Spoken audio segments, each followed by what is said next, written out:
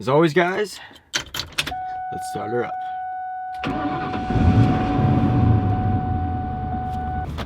My seat feels all weird. Someone steal this thing overnight? Alright, that should be good.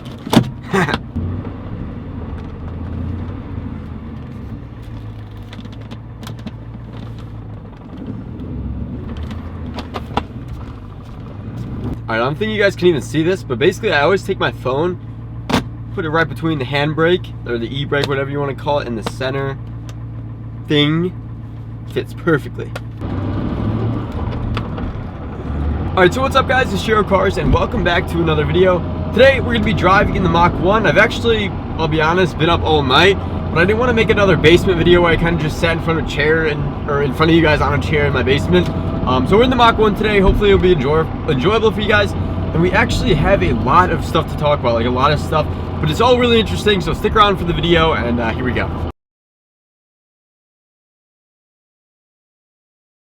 Alright guys, so first things first, I've been keeping a secret from you guys, and it hasn't been like a legit, well, like, I don't know how to say this, it hasn't been like a set in stone secret, where like this is something that was gonna for sure happen, but it also had a pretty good chance of happening. And I didn't at first want to tell you guys, just because I don't want to seem like one of these guys that goes out and says he's gonna get this and that, do this and that, and then it doesn't happen, because on YouTube it's easy to say that stuff and then it won't happen, and then it sucks. People think you're like either lying or just over exaggerating or whatever.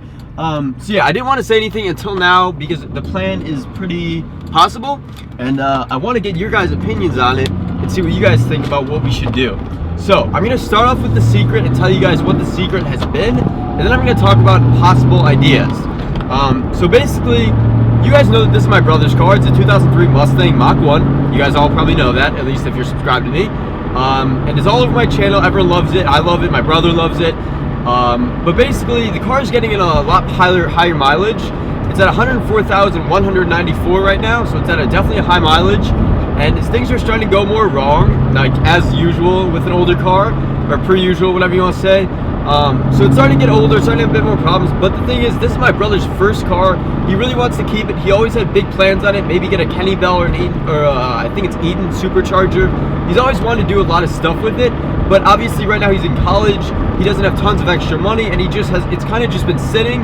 It's either been sitting at his school with him not really driving it because he's in a fraternity, or it's been at home when I'm driving it making videos on it. So he was thinking about it, and he was like talking to my dad about it, and a possible idea would be to, and I don't want anyone to get mad, but a possible idea would be to sell the Mustang.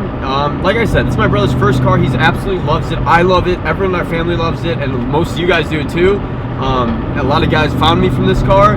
So basically, the plan is to either sell this car and buy a brand new Mustang, like probably 2015, 2016, 2017. And I'll tell you what model in a second.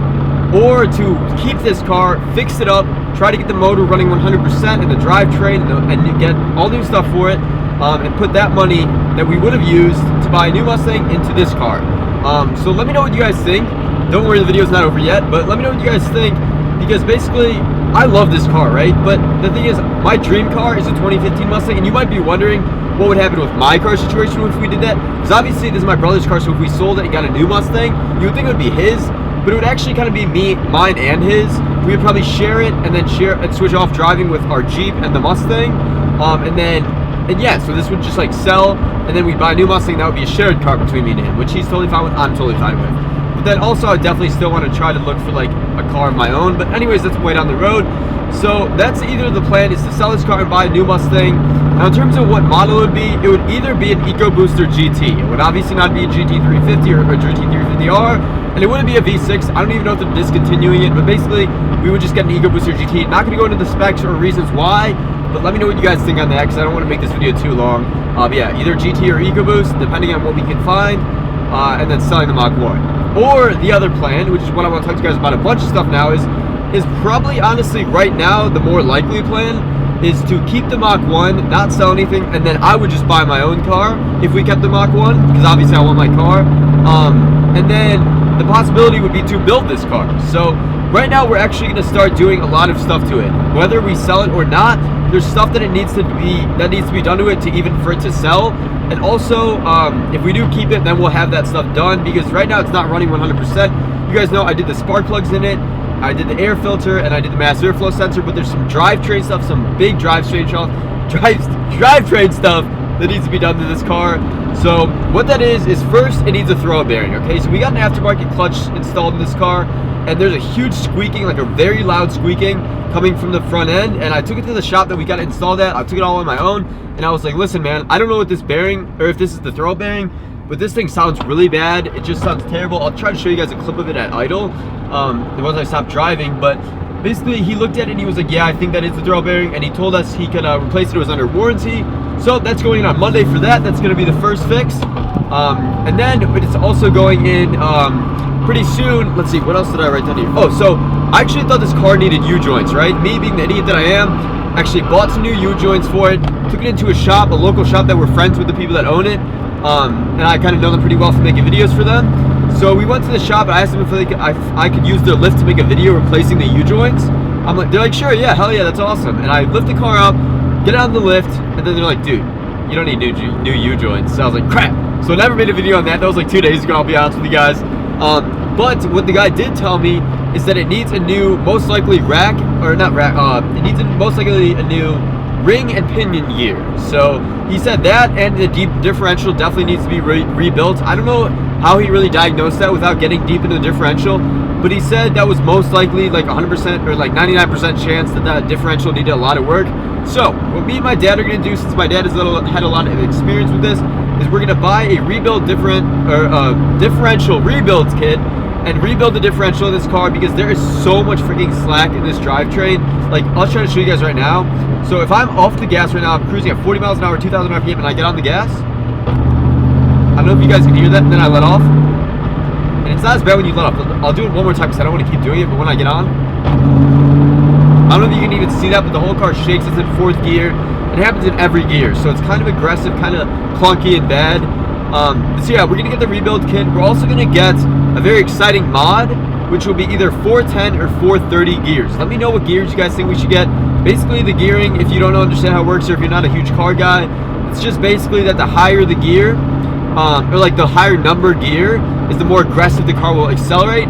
But on the other hand, you might get worse fuel economy, and you'll be at a higher RPM in that same gear.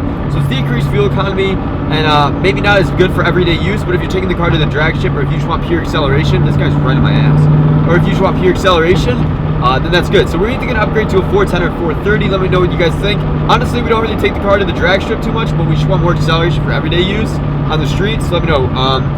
And then the really exciting thing, I'm sorry this video is getting longer, but the really exciting thing is that we're getting new wheels and tires on the Mach 1. So basically, the Mach 1, its wheels right now, I really like them. I'm a big fan of them. So is my brother. We've had them on it since we've got it, but they're really bad. Like, they are completely cracked, dented, curb rashed, everything, you name it, man. I'll show pictures on screen. They're just in terrible condition.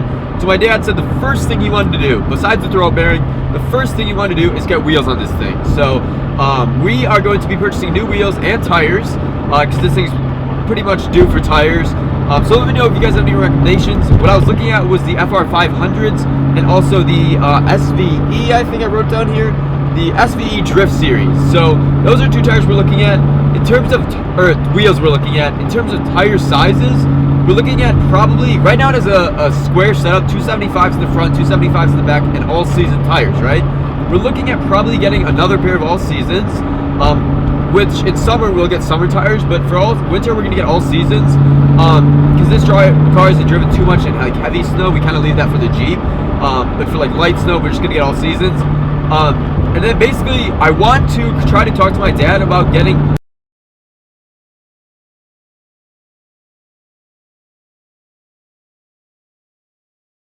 potentially getting 305s in the back or 315s, which, don't worry, I know it's a huge tire, but hold on a second.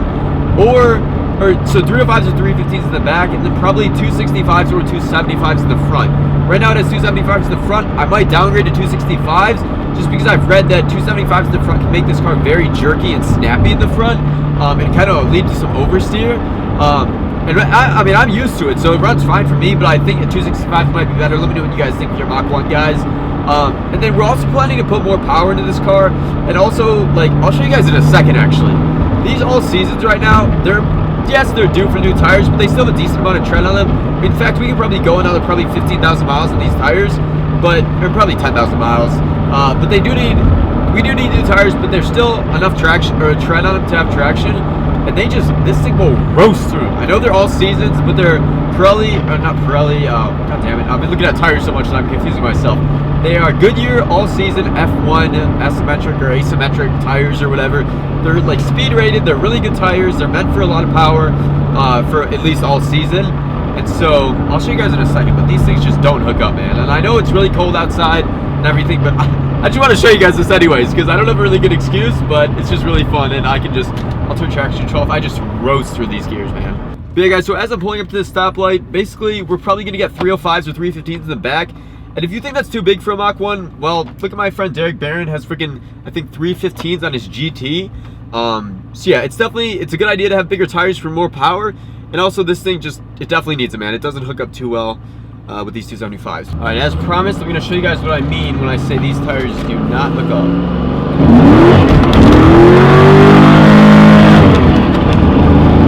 And that is what I mean when I say that these tires do not hook up. Okay, so I don't know if you guys could just tell, but we did a massive fishtail all the way through first and second. And granted, the ground is cold, these tires are cold, and I know that makes a massive difference, but even in a warm, hot summer day with warm tires, this thing, it doesn't hook up. So we're gonna look into some 305s or 315s in the back, and then we're obviously gonna get the wheel to compensate for that, so a big enough wheel for those tires.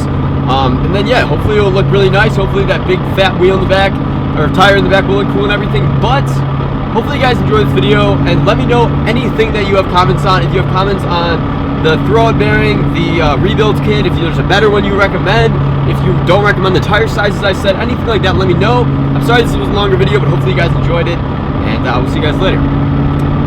Let's do another pull for a second, actually, so 1 second. Alright guys, one more time. I'm just going to show you guys these tires not hooking up.